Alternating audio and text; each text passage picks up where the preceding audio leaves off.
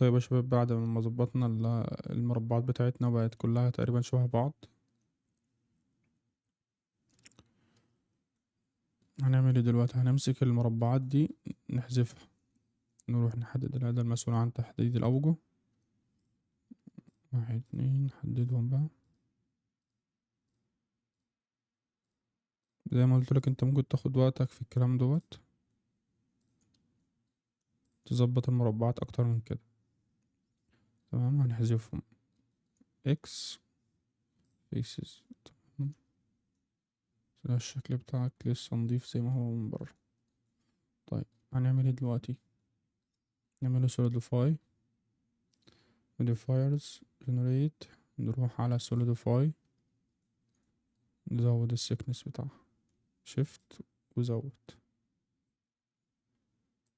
تقريبا هو بيكون كده مثلا. تمام،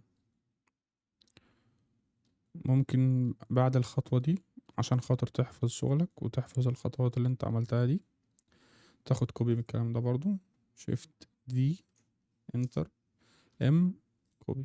تمام، بقى كده عندك نسختين، نسخة قبل فتحات ديت ونسخة بعدها كمان. طيب يفضل انت لما تعمل كل خطوة زي كده انت تحفظها، عشان خاطر احتمال كبير بتغلط في الخطوات وتغلط في الشغل، فعشان خاطر ما تعيدش الكلام ده كله تاني. طيب هنعمل ايه دلوقتي؟ نظبط الشكل بتاعنا اكتر. هنروح تاني، اقفل لا، نعمل له كنترول 2، نديله subdivision. تمام، وبعدين نديله شيد سموث تاني، تلاقي الشكل زي ما انت شايف كده.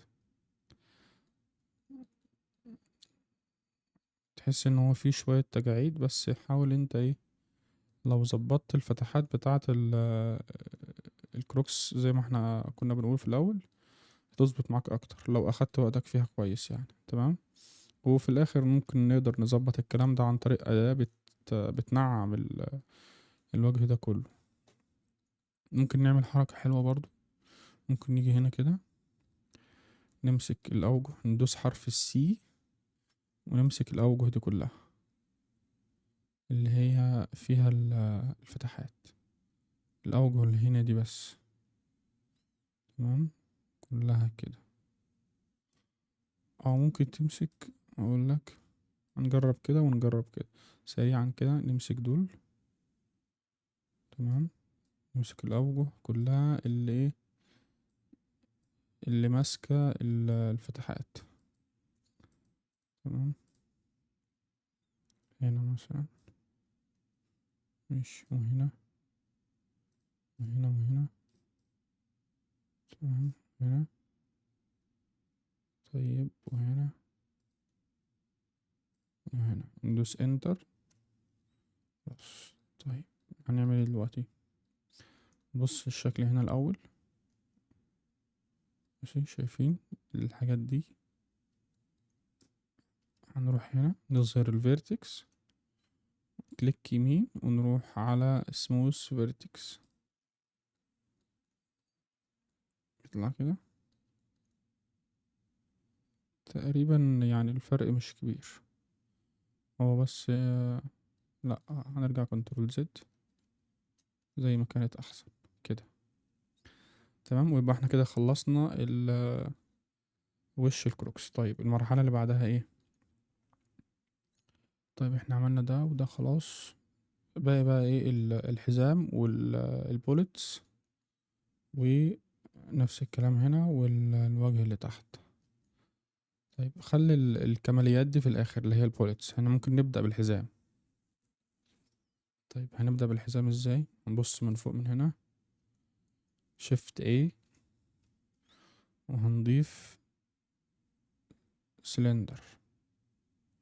تمام، السلندر ده خليه بص النافذة اللي هتظهر لك هنا بعد لما تدوس سلندر، ماشي، القائمة دي هتظهر لك. حاول ما تضغطش اي كليك بعد لما انت تضيف السلندر، ما تضغطش اي كليك عشان خاطر الكليك اللي انت هتضغطه هيخفي لك الويندو دي. فاحنا هنخليها هنا مثلا 12. ال 12 دول ايه بالظبط؟ ال 12 دول اللي هم عدد الفيرتكس اللي هنا. يعني خلينا اظهرهم لك. بص، لا ادخل edit مود. شايف الفيرتكس دي؟ دول 32. تمام. احنا هنحذف السلندر ده ونضيفه من تاني. شيفت A، مش سلندر. هنا هنخليهم 12. تمام. بص، حلو. طيب هنعمل ايه دلوقتي؟ نبص من هنا، طلع ده فوق جي زد. بص له كده كمان شوية فوق جي زد. ادخل edit مود واير فريم. عاوزين النص بس. احذف ده كله، حدد الفيسز وامسح ده كله اكس فيسز. تمام. او اكس فيرتكس برضو. حدد الفيرتكس واظهر دول كده اكس فيرتكس زي الفل. هنبص من هنا كده، نمسك ندوس حرف ال A ونعمل سكيل في الزد اس زد. حلو. مثلا كده حاول تقرب اكتر من عرض الحزام بتاعك هنا. اس زد كده مثلا. بص من فوق، edit مود جي واي عشان احنا في اتجاه الواي. تعالى هنا كده مثلا، ايه هنضم شوية في الاكس. اس اكس كده. حلو.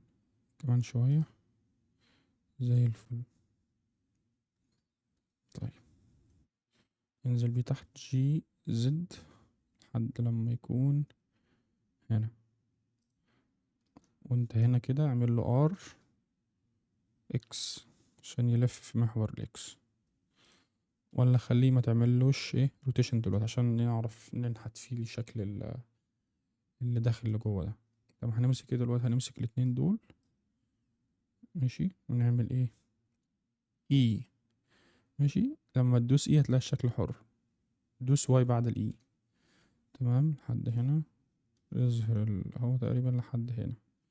فانت دوس بقى جي او جي واي لحد لما يكون هنا مثلا. تمام. واظهر السوليد.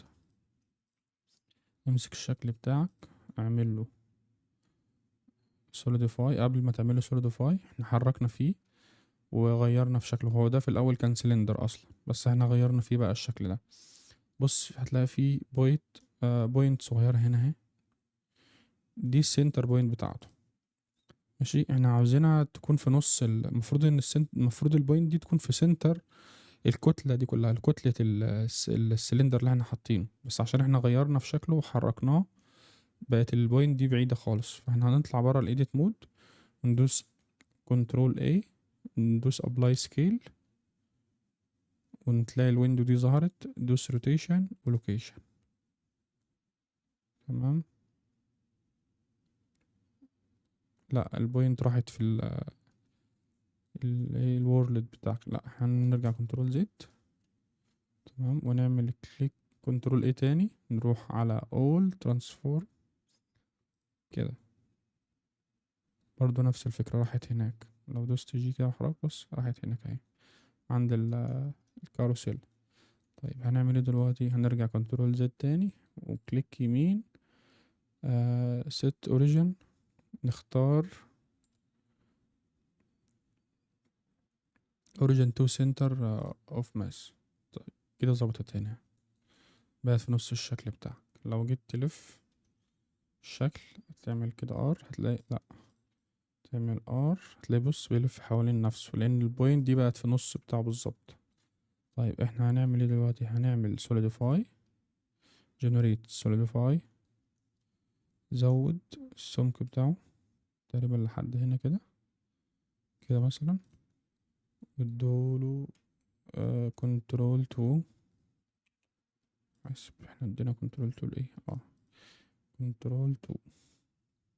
تمام. لا الشكل عمل كده. طيب نمسك الشكل نضيف له لوب كات. كنترول ار، دوس انتر وكمان انتر من غير ما اتحرك. بعدين دوس كنترول بي واسحب كده لحد لما ايه الجزء اللي احنا بنعمله ده هو اللي هيكون منحوت، يعني اوله من هنا، اوله من هنا واخره هنا. تمام. فاحنا محتاجين اتنين بس زي ما هما كده. ممكن نيجي نعمل ايه، كنترول زد عشان خاطر القطع ده هنا كده الحتة دي، فاحنا هو مش واصل معانا لحد الاخر. كنترول زد، وهنعمل ايه، نبص من هنا واير فريم، كنترول ار، هتلاقي في خط اصفر ظهر. بص هتلاقي في خط اصفر، كنترول ار، وابص الخط الاصفر هنا ده مكان اللوب، انتر انتر. تمام. ده هنا خد بالك، ده هنا في الناحية دي بس، او عمل في الناحية التانية، مفيش مشكلة. هتيجي انت تبص من هنا كده، كنترول ار، هنا نفس الكلام. هو لما بتعمل كده هو بينزل في نص المساحة بتاعتك على طول، بين الفيرتكس دي وبين دي. انتر انتر كده، الاتنين دول قصاد بعض. لما تمسك دول كده كده انت بتحدد الاربعة. تمام. يلا تاني نروح سوليد، كنترول ار، كليك انتر، كنترول بي، واسحب لحد مثلا كده تقريبا. ماشي. وامسك من اول هنا، حدد الاوجه، واحد، ولف كده. روح هنا عند اللي قصاده على طول، احنا بادئين من التاني واحد. تروح هنا كنترول او شيفت كنترول واضغط، تلاقيه ماسك لك الاوجه دي كلها. هنعمل ايه دلوقتي، هنعمل اي، اعمل انسيرت. تمام. ندخل بالشكل ده كمان لجوه، فهنعمل ايه، هنعمل انسيرت كمان، هنعمل انسيرت كمان، انسيرت كمان واحدة مثلا كده، شايفين. وبعدين نعمل ايه، نمسك ال لا، ارجع كنترول زد، صغر ده لجوه الاول، اعمل له اس، بالظبط. اخفي بس السوليديفاي، ايوه، واعمل له اس لجوه، اس. تمام، عشان يكون كده. طيب، طيب بس قبل كده عشان خاطر الشكل ما يكونش عامل معانا كده من جوه، هنعمل ايه، كنترول زد، اطلع هنا، ده واخد سوليديفاي. السوليديفاي مدينا السمك بس مش مدينا يعني وجهين نعدل فيهم، وجه من بره وجه من جوه. فاحنا هنعمل له ابلاي للسوليديفاي، امسك ده، اعمل له ابلاي من هنا، تلاقي فيه وجهين دلوقتي. تمام. احنا هنمسك اللي بره بس، نمسك دول من اول هنا زي ما احنا عملنا سيلكت في الاول، شيفت كنترول لحد هنا، وبعدين صغر، اس، صغر. حلو. بس لو صغرت جامد هتلاقيه بيطلع منك الناحية التانية. حاول ايه تخليك جوه هنا كده مثلا كده، وبعدين اعمل انسيرت بقى، اي، انسيرت كده. بعدين اطلع بقى بيه تاني، عايزين نخليه ماشي على الوش زي ما احنا كنا في الاول. نبص من هنا كده، بص هتلاقي الشكل داخل جوه، احنا عايزين يمشي مع اللي بره ده. هنعمل ايه، هنعمل اي، ندوس اي، ماشي. هاسب، دوست اي ما عملش، بس هنعمل ايه دلوقتي، هنطلع بره كده نشوف ما عملش ليه. ندوس اي تاني، اه. هنروح للأداة دي، اضغط عليها اللي هي اكسترود، وبعدين اختار من حاسب. بعد لما تدوس عليها خد بالك ما تضغطش اي كليك، ماشي. كليك يمين واختار extrude faces along normal. تمام. بص هيطلع معاك كده. تمام. بس اضغط كليك وارجع كنترول زد تاني، بص من هنا، بعدين كليك يمين، نفس الكلام، واطلع بقى بيه لبره كده. شوف الماوس هيمشي معاك في اي اتجاه، واطلع بيه لحد لما يوصل معاك هنا، ودوس شيفت عشان تعرف تتحكم. كليك، ثبت على كده، تلاقي الشكل بتاعك عمل كده. طيب، امسك ده واظهر كليك يمين، شيد سموث. تمام.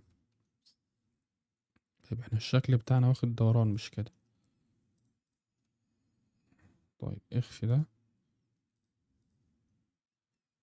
هنعمل ايه دلوقتي، هنضيف لوب كات هنا تاني، او مم، اه هنضيف له لوب كات، لا اما ضيف له لوب كات، لوب كات، انتر انتر، اظهر الفيرتكس، هات الاتنين دول، اظهر الواير فريم عشان تحدد اللي هنا والناحية التانية. بس خد بالك احنا طالما انت ظاهر ال الانجل دي والاعدادات دي، يبقى انت واقف على اداة، فخد بالك اي كليك هتضغطها ممكن تعمل لك مشاكل بعد كده.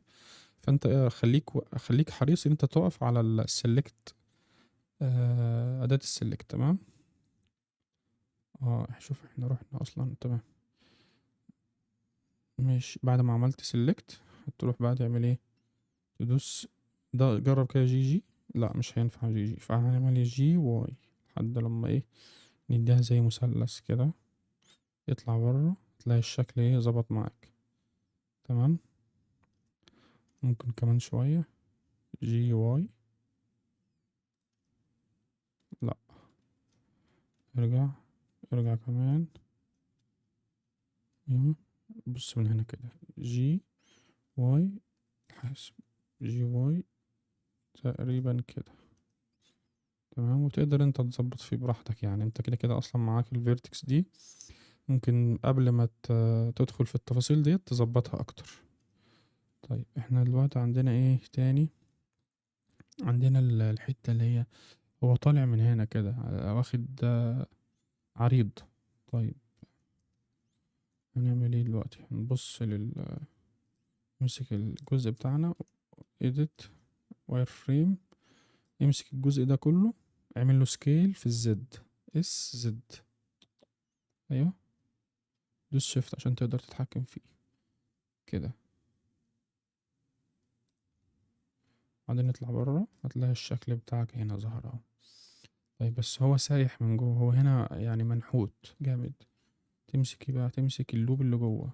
ممكن لو السب ديفيجن مضايقك من هنا وخليك مش شايف الايدج بتاعتك كويس، بص عليها من هنا كده واطفيها من الحتة دي، من الزرار ده اطفيه عشان تشوف بس كده. تمام. لكن لما تخرج بره الايديت مود هتلاقيه زي ما هو. تمام. هنمسك ايه؟ هنمسك اللي جوه ده، اللفة اللي هنا دي، الايدج دي، الايدج اللي هي ايوه في الزاوية دي. دوس الت وكليك كده، هتلاقي عمل لك سيلكت لللفة كلها، لللوب كله. تمام. وهتعمل ايه؟ دوس كنترول بي. تمام. خليه مثلا حاجة صغيرة خالص، ممكن زي كده، واطلع بره. بص هتلاقي النحت بتاعك ظبط. تمام. يبقى احنا كده عرفنا التركية بتاعت الحزام ده تقدر تعملها ازاي. تمام.